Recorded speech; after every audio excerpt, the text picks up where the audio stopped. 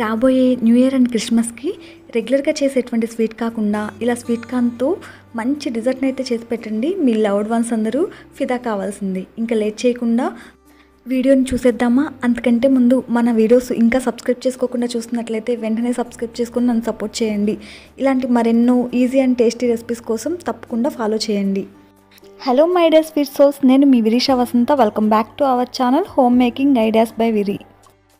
ఈ desert prepare చేయడానికి మనం స్వీట్ కార్న్ అయితే తీసుకోవాలి. నేను 2 స్వీట్ కార్న్ వరకు తీసుకున్నానండి. మీకు కావాల్సినటువంటి క్వాంటిటీని బట్టి స్వీట్ కార్న్ తీసుకొని ఇలా వలిచి నెక్స్ట్ ఒక మిక్సీ జార్లో యాడ్ చేసుకునేసి మరీ మెత్తగా కాకుండా కోర్స్గా బ్లెండ్ చేసుకునేసి పక్కన పెట్టేసుకుందాము. నెక్స్ట్ ఒక ప్యాన్ తీసుకొని ప్యాన్ హీట్ ఎక్కిన తర్వాత దానిలో 1 స్పూన్ వరకు గీని యాడ్ చేసుకుందాము. గీ కూడా బాగా కాగిన తర్వాత దానిలో మనకు నచ్చినటువంటి డ్రై ఫ్రూట్స్ని యాడ్ చేసుకుందాము. నేను సన్నగా కట్ చేసినటువంటి బాదం, కాజు, కిస్మిస్, పంప్కిన్ స్వీట్స్ని అలాగే కిస్మిస్ని యాడ్ చేసుకున్నానండి. మీకు నచ్చినటువంటి నట్స్ని యాడ్ చేసుకొని ఇలా లైట్ బ్రౌన్ కలర్ వచ్చేంత వరకు లో ఫ్లేమ్లో ఫ్రై చేసుకొని పక్కన పెట్టేసుకోండి. తర్వాత అదే ప్యాన్లో ఇంకో స్పూన్ వరకు గీని యాడ్ చేసుకొని మనం ముందుగా బ్లెండ్ చేసుకున్నటువంటి స్వీట్ కార్న్ మిక్స్ ఉంది కదండి, దాన్ని యాడ్ చేసుకొని లో ఫ్లేమ్లో బాగా 5 to 10 మినిట్స్ పాటు ఫ్రై చేసుకోవాలి.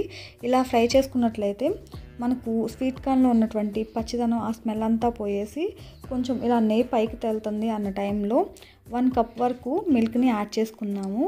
మిల్క్ని యాడ్ చేసుకున్న తర్వాత లో ఫ్లేమ్లో ఉంచి బాగా మిక్స్ చేసుకొని ఇదంతా దగ్గర పడేంత వరకు కుక్ చేసుకోవాలండి.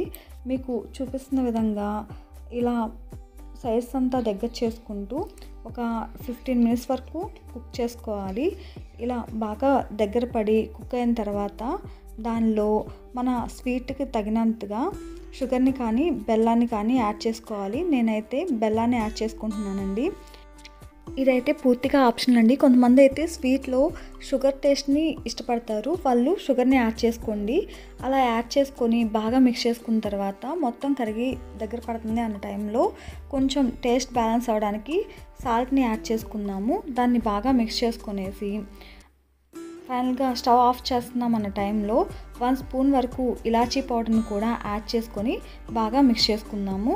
ఫైనల్గా మనం ముందుగా డ్రై ఫ్రూట్స్ని ఫ్రై చేసుకొని పెట్టుకున్నాం కదండి, వాటిని కూడా యాడ్ చేసి ఒకసారి బాగా కలుపుకొనేసి స్టవ్ టర్న్ ఆఫ్ చేసుకోవడమేను. దీన్ని వేడివేడిగా తీసుకున్నా బాగుంటుంది, అలాగే ఫ్రిడ్జ్లో పెట్టుకొని చల్లగా తీసుకున్నా కూడాను చాలా బాగుంటుంది. ఈసారి ఏదైనా ఫెస్టివల్ అప్పుడు కానీ స్పెషల్ అకేషన్స్లో కానీ ఒకసారి ట్రై చేసి మీకు ఎలా కుదిరింది అన్నది నాకు కన్ఫామ్గా కామెంట్ చేయండి. అలాగే మీ ఫ్రెండ్స్ అండ్ ఫ్యామిలీకి షేర్ చేయడం వలన మన ఛానల్కి ఎంతో కొంత సపోర్టివ్గా ఉంటుందండి. Thank you for watching our videos and thank you for your all the support. Please like, share, subscribe to Home Making Ideas by Viri.